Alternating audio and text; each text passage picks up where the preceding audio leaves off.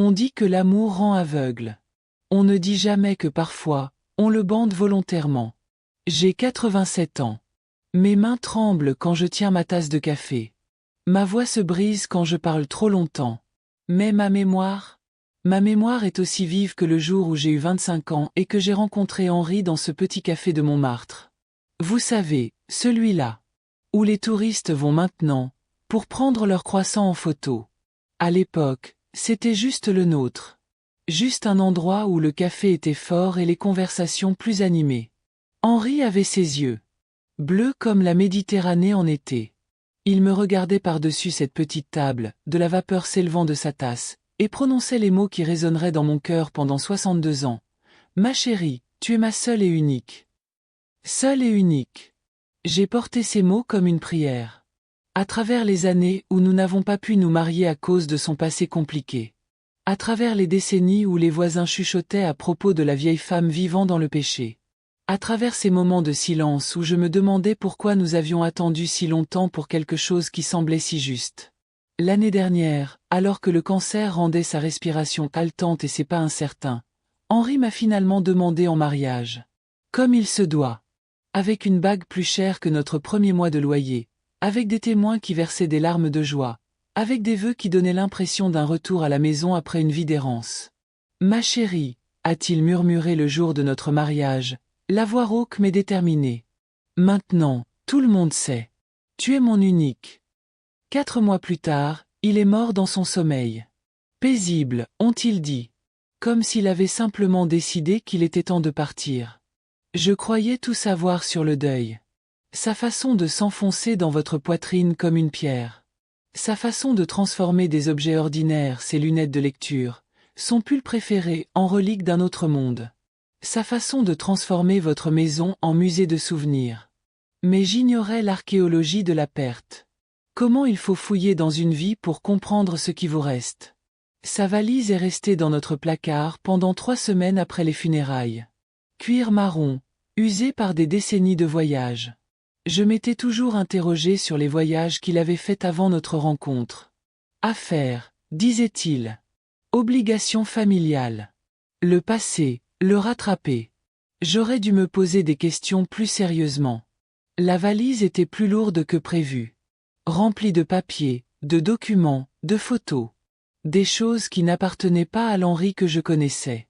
Des choses qui appartenaient entièrement à quelqu'un d'autre. L'album de mariage était au fond. Cuir blanc, lettres dorées. Henri et Marie, 15 juin 1963. Marie. Pas moi. Une autre femme en robe blanche, le sourire radieux lorsqu'elle leva les yeux vers mon mari. Mon mari, 30 ans plus jeune, la main sur sa taille, les yeux brillants du même amour qu'il me portait depuis des décennies. Mes mains n'ont pas tremblé quand j'ai ouvert cet album. Elles étaient stables, précises, comme si elles appartenaient à quelqu'un d'autre. Quelqu'un qui savait gérer la trahison. Quelqu'un qui comprenait que le sol sous ses pieds venait de se dissoudre. Page après page d'une vie que je n'avais jamais connue. Henri et Marie coupant leur gâteau de mariage. Henri et Marie dansant à leur réception. Henri et Marie tenant 2 enfants, un garçon et une fille, leur visage rayonnant du bonheur qui naît d'une confiance totale. Une confiance totale. Assise par terre dans notre chambre, entourée des preuves de son autre vie, j'ai ri. J'ai vraiment ri. Car l'absurdité de la situation était accablante. 62 ans à croire que j'étais sa seule et unique personne, et voilà la preuve que je n'étais même pas son second choix. J'étais son plan de secours. Son filet de sécurité. Son lot de consolation. Les enfants sur les photos auraient la 50aine aujourd'hui. Des adultes avec leur propre vie, leurs propres enfants. Des petits-enfants qui portaient le sang d'Henri mais ne connaissaient pas mon nom. J'ai trouvé leurs actes de naissance. Leurs photos d'école. Des bulletins scolaires signés de l'écriture soignée d'Henri. Des cartes de Noël adressées à « Papa » avec des gribouillis enfantins. La preuve d'un père présent, impliqué, aimant. Tandis qu'il construisait une vie avec moi, il en entretenait une autre avec eux. Le téléphone a sonné ce soir-là. Une voix que je n'ai pas reconnue, formelle mais pas hostile. « Madame Dubois ? Ici Jean-Pierre Martin. Je crois que vous étiez mariée à mon beau-père, Henri Dubois. » Beau-père. J'appelle car il y a eu une confusion au sujet du testament de papa. Au sujet de ses biens. Je pense qu'il faut qu'on parle. Confusion. Bien. Papa. J'ai raccroché sans dire au revoir. Ce soir-là, je me suis assise dans le fauteuil d'Henri, notre fauteuil, celui près de la fenêtre où nous avions regardé les saisons changer ensemble, et j'ai essayé de comprendre les mathématiques de la trahison. Comment calcule-t-on le poids de 62 ans de mensonges? Comment mesure-t-on la distance entre « seul et unique » et « jamais mentionné » ? On a frappé à ma porte le lendemain matin. Jean-Pierre Martin se tenait sur le pas de ma porte, et j'ai vu les yeux d'Henri dans son visage. Le même bleu méditerranéen, mais plus dur. Plus froid. Calculateur. Madame Dubois, puis-je entrer? Je le laissai entrer chez nous, chez moi, et le regardai dresser le bilan de notre vie commune. Son regard passa des photos sur la cheminée aux livres sur nos étagères, puis au certificat de mariage accroché dans le couloir. Vous avez vécu longtemps ensemble, dit-il. Pas une question. Une observation. 62 ans. Mais vous ne vous êtes mariés que l'année dernière.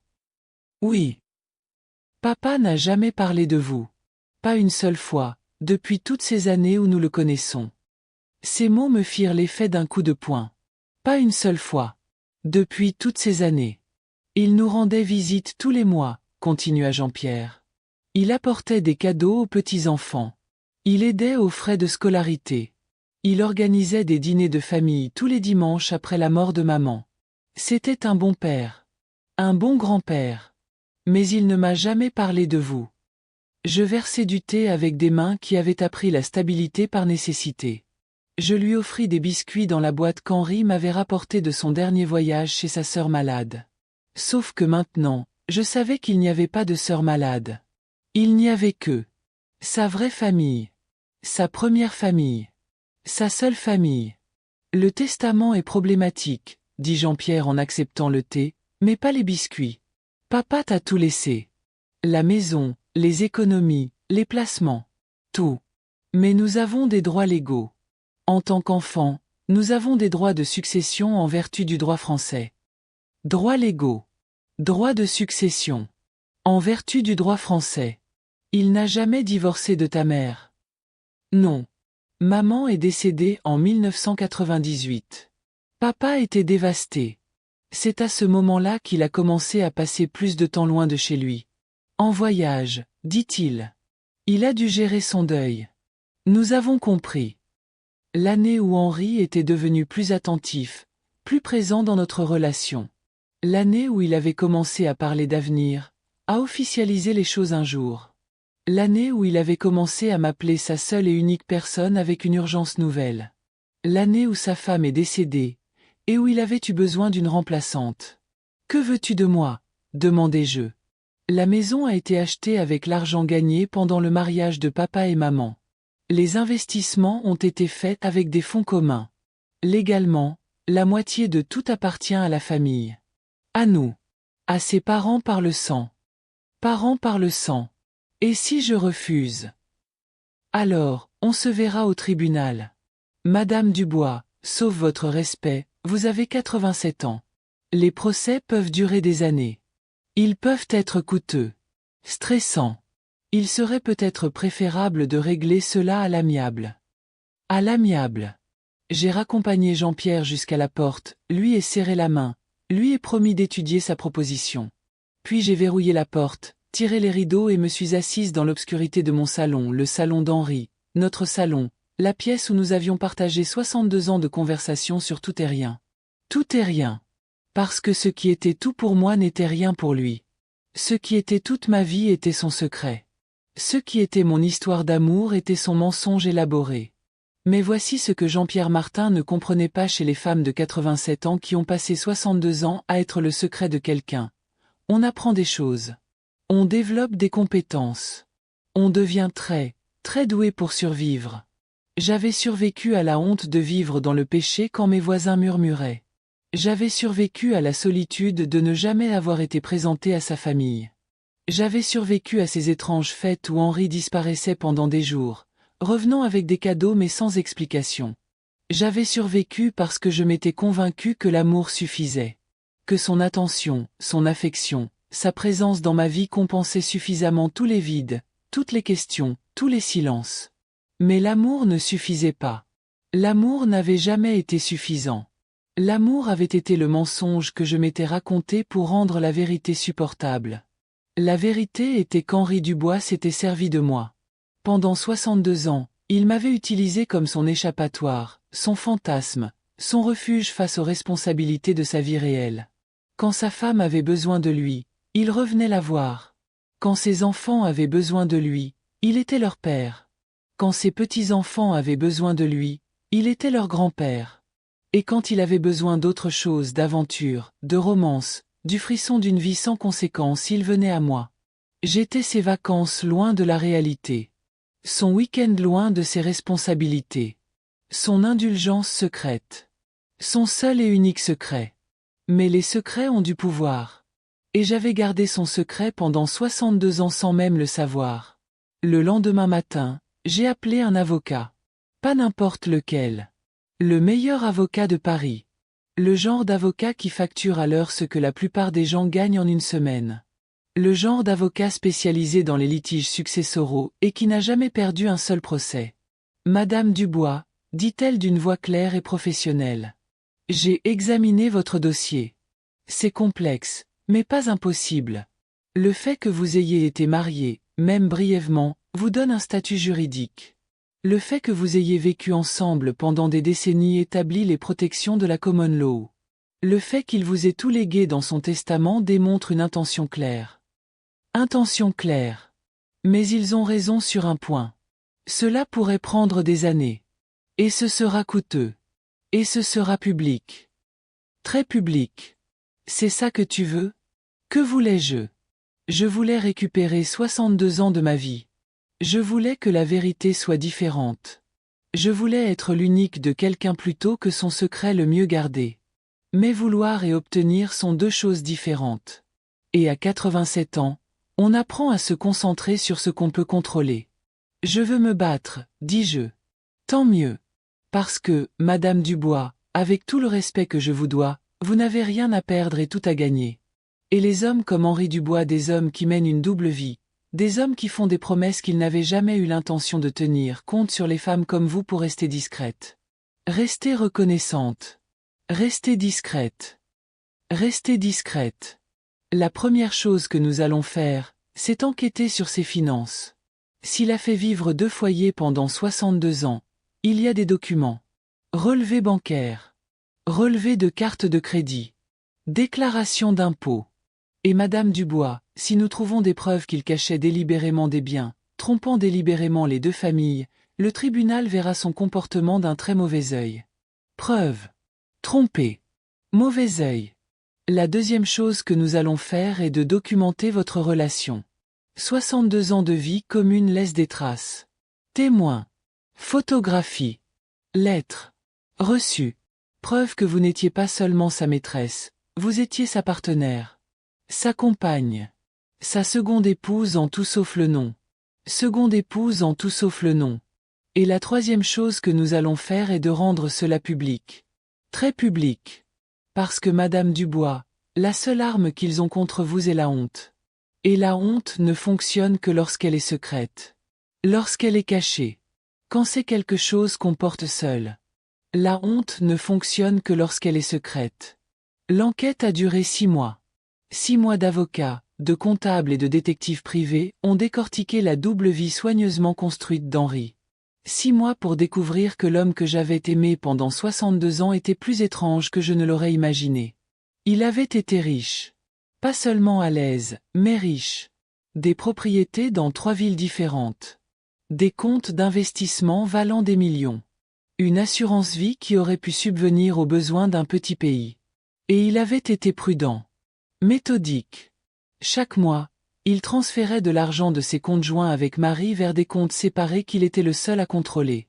Chaque année, il investissait avec l'argent appartenant légalement à sa femme et à ses enfants. Pendant 35 ans, de 1963 à 1998, Henri Dubois avait volé sa propre famille pour financer sa vie secrète avec moi. Et après la mort de Marie, lorsqu'il n'avait plus eu besoin de cacher cet argent, il l'avait simplement gardé. Il l'avait gardé et avait laissé ses enfants le croire. Leur père était un modeste retraité vivant de sa pension. Il l'a conservé et m'a laissé croire que je vivais avec un homme aux moyens modestes qui avait soigneusement épargné pour notre avenir. L'affaire judiciaire a fait la une des journaux. La vie secrète d'un homme d'affaires parisien dévoilée lors d'une bataille successorale. Une femme de 87 ans se bat pour l'amour et la justice. L'autre femme ou l'autre famille. L'autre femme ou l'autre famille. L'avocat de Jean-Pierre Martin a tenté de me dépeindre comme une chercheuse d'or. Une femme qui avait séduit un veuf en deuil et l'avait manipulé pour qu'il lui lègue tout. Une femme calculatrice qui avait attendu 62 ans pour réclamer son dû. Mon avocat a brossé un tableau différent. Une femme trompée et manipulée pendant 6 décennies. Une femme qui avait donné les meilleures années de sa vie à un homme qui n'avait jamais eu l'intention de lui donner quoi que ce soit en retour. Une femme utilisée et rejetée qui méritait justice. Mais les preuves ont dressé le portrait le plus fidèle de tous. Des relevés bancaires prouvaient le vol systématique d'Henri à sa famille légitime. Des reçus il a prouvé qu'il menait une double vie depuis des décennies. Des témoignages de voisins qu'il avait vu aller et venir, qu'il avait entendu faire des promesses qu'il n'avait jamais eu l'intention de tenir. Le procès a duré 3 semaines. 3 semaines de témoignages, de preuves et d'arguments. 3 semaines où ma vie a été disséquée en public. Mon histoire d'amour réécrite en récit édifiant, mes 62 années de dévouement réimaginées en 62 années d'illusion. Le dernier jour, le juge m'a demandé de parler, d'expliquer, avec mes propres mots, à quoi ressemblait la justice pour une femme de 87 ans qui avait découvert que toute sa vie avait été construite sur des mensonges. Je me suis tenu dans cette salle d'audience, les mains fermes, la voix claire, et j'ai dit la vérité. Votre honneur, j'ai aimé Henri Dubois pendant 62 ans. Je l'ai aimé quand il était jeune, charmant et plein de promesses. Je l'ai aimé quand il était plus âgé, fatigué et qu'il prenait plus qu'il ne donnait. Je l'ai aimé alors qu'il était mourant, effrayé et enfin prêt à faire de moi sa femme. La salle d'audience était silencieuse. Les journalistes se penchaient en avant. Jean-Pierre Martin fixait ses mains. Mais l'amour ne suffit pas à justifier un mensonge qui a duré 62 ans. L'amour ne suffit pas à excuser un homme qui a volé ses propres enfants pour financer sa vie secrète. L'amour ne suffit pas à compenser le fait qu'il m'a laissé croire que j'étais sa seule et unique épouse alors que j'étais en réalité son secret le mieux gardé. Ma voix s'est renforcée à mesure que je parlais. Plus claire. Plus assurée. Je ne veux pas de son argent parce que j'en ai besoin. Je veux son argent parce que je l'ai gagné. 62 ans de ma vie, 62 ans d'amour, 62 ans de dévouement. Cela vaut quelque chose. Cela a de la valeur. Cela mérite d'être reconnu. Le juge a statué en ma faveur. Pas complètement, mais en grande partie. La maison où Henri et moi avions vécu ensemble resterait à moi. Les placements qu'il avait faits après la mort de Marie resteraient à moi. L'assurance vie qu'il avait souscrite à mon nom resterait à moi. Mais les biens qu'il avait acquis pendant son mariage avec Marie, l'argent qu'il avait volé à sa famille, les propriétés qu'il avait achetées avec leur héritage, tout cela serait restitué à ses enfants. La justice, a dit le juge, exige parfois de reconnaître que chacun a été lésé. Jean-Pierre Martin m'a serré la main après la lecture du verdict.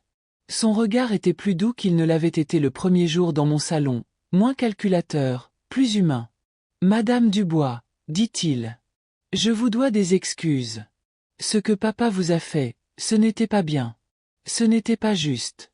Et ce qu'il nous a fait, vous avoir gardé secrète toutes ces années, ce n'était pas juste non plus. Injuste. Injuste. Injuste. Injuste non plus.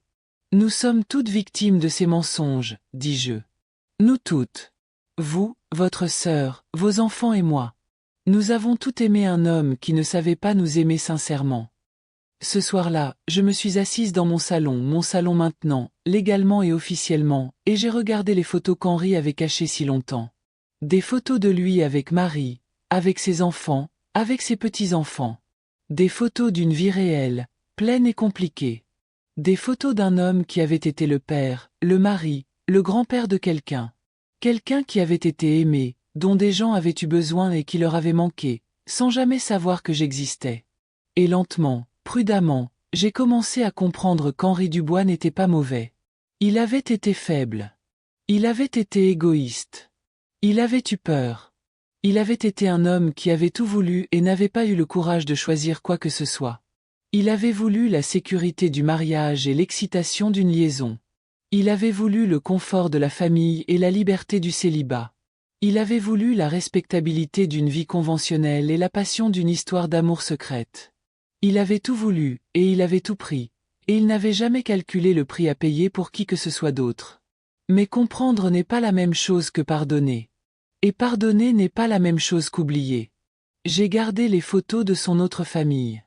Non pas par désir de me torturer, mais parce qu'elles étaient la preuve de quelque chose d'important. Je n'étais pas le seul à avoir été trompé. Marie avait été trompée aussi. Elle avait épousé un homme qui lui avait dit qu'elle était sa seule et unique, et puis il avait passé 35 ans à lui prouver le contraire. Elle était morte sans jamais savoir pour moi. Elle n'avait jamais su que l'homme qu'elle avait enterré menait une double vie depuis des décennies. Elle n'avait jamais su que la moitié de son attention, de son affection, de son amour était allée à quelqu'un d'autre. D'une certaine manière, je l'enviais. Elle était morte en croyant être aimée sans réserve. Elle était morte en pensant être sa seule et unique. Mais d'une autre manière, je la plaignais. Elle était morte sans jamais connaître la vérité sur l'homme qu'elle avait épousé. Elle était morte en pensant avoir eu un mari fidèle alors qu'en réalité, elle avait eu un menteur habile. Et leurs enfants, les enfants d'Henri, pas les miens, jamais les miens, avaient grandi en pensant avoir un père dévoué. Ils avaient enterré un homme qu'ils croyaient honorable, fidèle, bon. Maintenant, ils connaissaient la vérité. Maintenant, ils savaient que leur père avait été capable de mentir pendant 62 ans. Maintenant, ils savaient que l'homme qu'ils avaient pleuré était un étranger à bien des égards. La vérité, je l'ai compris, était un cadeau que personne ne voulait. Mais c'était aussi un cadeau que personne ne pouvait rendre. 6 mois après le procès, j'ai reçu une lettre de Claudine, la sœur de Jean-Pierre. Elle était restée silencieuse tout au long de la procédure, laissant son frère gérer les intérêts de la famille, se concentrant sur son propre chagrin et sa confusion. « Madame Dubois », écrivait-elle, « je voulais vous dire quelque chose qui pourrait vous réconforter. Après le procès, après avoir appris la vérité sur la double vie de papa, j'ai fouillé les affaires de maman. Ses journaux intimes, ses lettres, ses papiers personnels. J'ai lu la lettre dans mon jardin, assise sur le banc qu'Henri m'avait construit 20 ans plus tôt. Les rosiers qu'il avait plantés étaient en fleurs, leur parfum emplissant l'air estival. Dans le journal de maman de 1985, elle a écrit sur ses soupçons, sur les absences de papa, ses voyages mystérieux, ses comptes bancaires séparés. Elle a écrit « Je pense qu'Henri a une autre vie quelque part. Une autre femme. Peut-être une autre famille. Je pense qu'il nous aime tous les deux, à sa manière. Mais j'ai peur de demander, parce que j'ai peur de savoir. » Marie avait su. Pas les détails, mais elle avait su que quelque chose n'allait pas. Elle avait su et elle avait choisi le silence. Elle avait choisi de fermer les yeux, de ne poser aucune question, d'accepter la demi-vie qu'Henri lui offrait. Elle avait choisi d'être sa seule et unique gardienne de secret. Maman a écrit qu'elle avait décidé d'être reconnaissante pour l'amour qu'il lui avait donné, au lieu de se fâcher pour l'amour qu'il avait donné à quelqu'un d'autre. Elle a écrit « Peut-être que c'est suffisant. Peut-être que la moitié d'Henri vaut mieux que tout quelqu'un d'autre. La moitié d'Henri vaut mieux que tout quelqu'un d'autre. » J'ai plié la lettre avec soin, je l'ai serrée contre ma poitrine et j'ai pleuré. Ni pour Henri, ni pour Marie, ni pour la vie que j'avais perdue, ni pour les mensonges que j'avais découverts. J'ai pleuré pour la femme que j'avais été pendant 62 ans. La femme qui avait accepté les miettes et les avait appelées un festin. La femme qui s'était contentée de secrets et les avait appelés romances. La femme qui avait été reconnaissante pour la moitié d'une vie et l'avait appelée amour. Mais j'ai aussi pleuré pour la femme que j'étais devenue. La femme qui s'était tenue au tribunal et avait exigé justice. La femme qui avait affronté la vérité et y avait survécu. La femme qui avait appris que 87 ans n'était pas trop vieux pour tout recommencer. Ce soir-là, j'ai appelé Sophie, la petite fille de mon voisin. Elle a 25 ans, le même âge que moi quand j'ai rencontré Henri. Elle étudie le droit et travaille à temps partiel dans un café de Montmartre. Sophie, ai-je dit, j'ai une histoire à te raconter. Sur l'amour et le mensonge, et la différence entre les deux. Sur le silence, les secrets et le prix à payer pour les garder. Sur la justice, la vérité et le courage qu'il faut pour parler. Elle est venue ce soir-là, a apporté du vin et des pâtisseries, s'est assise dans le fauteuil d'Henri pendant que je lui racontais tout. Toute l'histoire, du début à la fin. L'amour, les mensonges, la bataille juridique et la vérité qui m'avaient libéré. Madame Dubois, a-t-elle dit quand j'ai eu fini. Que as-tu appris? Après tout ça, qu'as-tu appris? Que ai-je appris? J'ai appris que l'amour sans vérité n'est qu'un simulacre élaboré. J'ai appris que le silence n'est pas d'or, qu'il est coûteux, et que son prix est toujours plus élevé qu'on ne le pense. J'ai appris que les secrets ont du pouvoir, mais seulement lorsqu'ils sont gardés secrets. J'ai appris que la justice n'est pas une question de vengeance. C'est une question de reconnaissance. Il s'agit de dire, c'est arrivé, c'était important, et ça a des conséquences. J'ai appris qu'à 87 ans, on peut encore se surprendre. On peut encore se relever. On peut encore se défendre. On peut encore gagner. Mais surtout, j'ai appris qu'être l'unique de quelqu'un ne signifie pas être son seul secret. Il s'agit d'être sa seule vérité. Henri Dubois m'a dit que j'étais son unique. Il avait tort. J'étais son seul et unique mensonge. Mais maintenant, enfin, je suis ma seule et unique vérité. Et cela, après 62 ans à être le secret de quelqu'un d'autre, c'est suffisant. Plus que suffisant. C'est tout. Les rosiers qu'Henri a plantés fleurissent dans mon jardin. Je les soigne avec soin, je les arrose régulièrement, je les taille quand c'est nécessaire. Elles sont belles, ces fleurs qui ont poussé à partir de mensonges. Elles sont vraies, même si l'homme qui les a plantées ne l'était pas. Et quand Sophie me rend visite, quand elle amène ses amis, quand des jeunes femmes viennent écouter l'histoire de cette femme de 87 ans qui s'est battue pour la justice et a gagné, je leur sers du thé dans le jardin. Je leur montre les roses. Je leur dis la vérité. Je leur dis que l'amour ne suffit pas. Que la vérité n'est pas optionnelle. Que le silence n'est pas d'or. Je leur dis qu'elles sont leurs propres et uniques, et que c'est la chose la plus importante qu'elles apprendront jamais. Elles écoutent. Elles hochent la tête. Elles comprennent. Et quand elles partent, elles marchent différemment. Plus droites. Plus fortes. Plus sûres de leur propre valeur. C'est ça la justice, je crois. Pas seulement gagner au tribunal, mais gagner dans la vie. Pas seulement obtenir ce que l'on mérite, mais savoir qu'on le mérite. Pas seulement être l'unique de quelqu'un, mais être la sienne. Henri Dubois m'a donné beaucoup de choses en 62 ans. L'amour et les mensonges, la compagnie et la trahison. Une maison, un secret, une histoire et une cicatrice. Mais la chose la plus importante qu'il m'a donnée, c'est la chance de découvrir qui j'étais vraiment. Pas son seul et unique. Pas son secret. Pas son mensonge. Juste moi. Marguerite Dubois. 87 ans. Survivante. Combattante. Gagnante. Seule et unique diseuse de vérité. Et c'est assez. C'est plus que suffisant. C'est tout ce dont j'ai toujours eu besoin d'être.